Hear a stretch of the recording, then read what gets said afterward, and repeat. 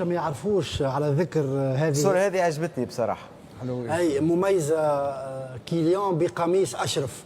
برشا ما يعرفوش على غرار نقاط الاشتراك بينهما، وهم أصدقاء في الحياة وتنافسا اليوم، كانوا أعداء اليوم على المستطيل الأخضر فقط لكنهم أصدقاء.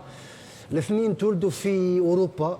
إذا كان كيليان مبابي ابن ضحية بوندي الضاحية الباريزية، حكيمي ما تولدش في المغرب وهو مغربي وأكيد يعتز، هو مواليد مدريد. الاثنين تولدوا في اوروبا. حكيمي عنده في العقليه في الباك مايند، يعني عنده ثقافه الطفل الذي ولد في اوروبا ودرس هناك.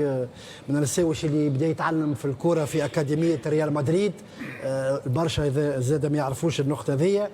اصحاب في هذه الآونة نجم نقولوا، يعني ماذا عسانا أن نقول ونضيف بالنسبة للخيبة المغربية، لأنه احنا طموحاتنا كبرت معاهم. وكما قال خيرات، يعني حتى طموحات تشرق الشمس يعني من المغرب حتى غدوة، والاستعداد كرويا ديما كرويا أكيد، لكن حتى اللي يقع التأويل الأمور هي ليس بالتمني. المعجزات أنا حبيت نقول في قراءة سريعة لما حدث. المعجزات ما تصيرش 3 مرات في أسبوع في كأس عالم.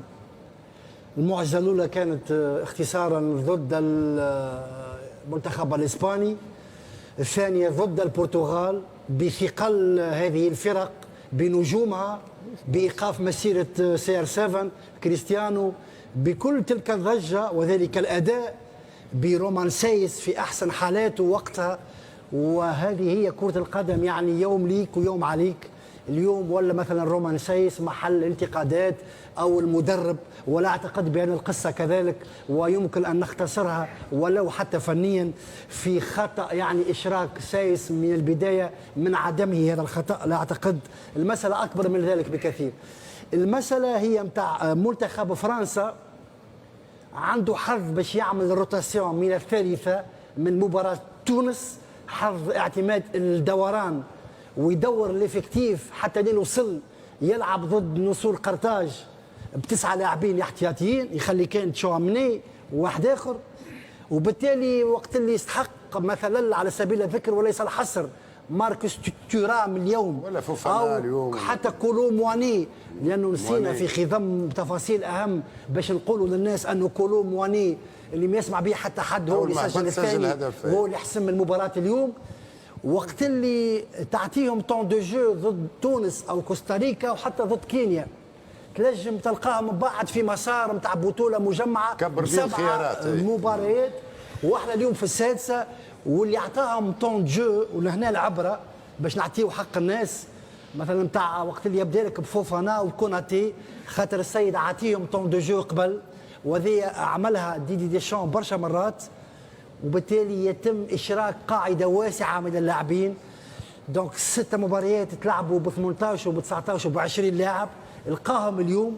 وعمليه الهدف الثاني يعني النموذجيه، وقت اللي يلقى دون الحديث عن مبابي، لكن وقت اللي يلقى ماركوس تورام وبعد توفالك على كولو مواني ويضرب المغرب الثاني ويحسم المباراه بلاعبين بين معقفين احتياطيين. النقطه الثانيه قلتها سريعا، مانيش متاكد انه اليوم باش نوليو نحكيو على الركراكي يفهم ما يفهمش، رومان سايس او لا، تعاطفوا مع لاعب هو قريب، هو اللي يمرن وهو اللي عايش مع الليكيب، وبعدين اكثر منه معنا تبديل او خطا انه بدا ب5 وبعد رجع صلح.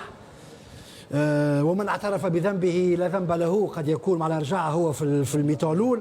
من الساوش اللي الجانب البدني مهم.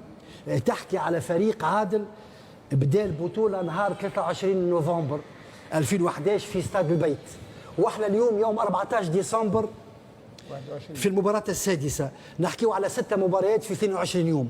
المغرب تحطت قدام ان ديفي فيزيك، دونك بالضبط نحكيو على 6 مباريات في اعلى مستوى في كاس عالم، وهي افضل كاس عالم بدنيا على الاطلاق بحكم في الشتاء والى اخره، وبالتالي 6 مباريات في 22 يوم.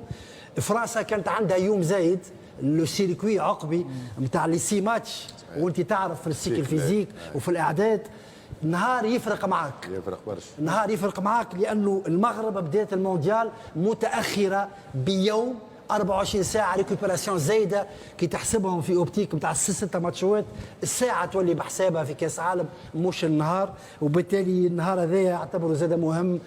كان لمصلحه فرنسا بين معقفين انه بدات البطوله قبل المغرب.